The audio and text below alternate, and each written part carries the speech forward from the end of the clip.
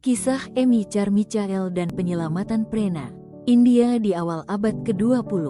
Sebuah negara yang ditandai oleh warna, aroma, dan suara yang unik, tetapi juga oleh tradisi yang kejam dan tidak adil. Di antaranya, sistem devadasis, anak-anak perempuan, yang seringkali dijual oleh orang tua mereka sendiri, dibaktikan untuk melayani di kuil-kuil Hindu. Apa yang tampak sebagai pengabdian, menyembunyikan eksploitasi dan pelecehan. Ke dalam lingkungan inilah Tuhan mengutus seorang wanita, Amy Carmichael. Lahir di Irlandia pada tahun 1867, Amy tumbuh besar dengan mendengar tentang misi. Sejak usia muda, ia memiliki iman yang sederhana, namun teguh. Ia merasa terpanggil untuk melayani di tempat yang belum mengenal Kristus.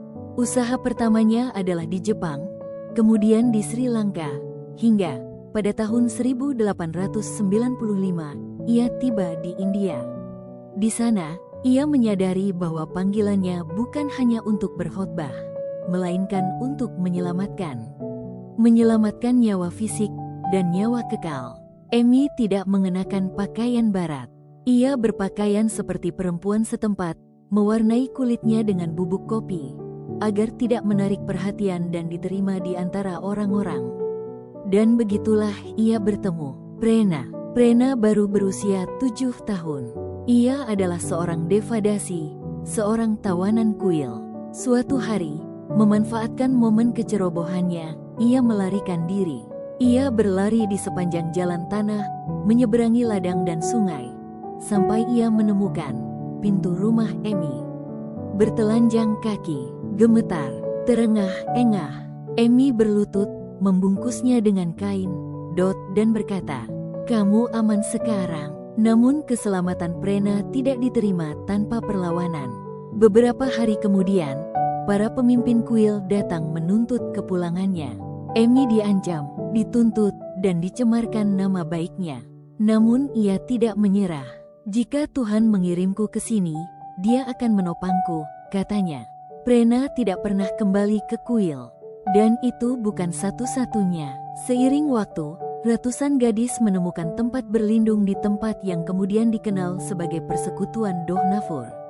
Sebuah rumah, sebuah keluarga. Amy tinggal di sana selama lebih dari 50 tahun, tak pernah kembali ke tanah airnya. Dan semua itu demi kasih Kristus dan anak-anak yang dikasihinya.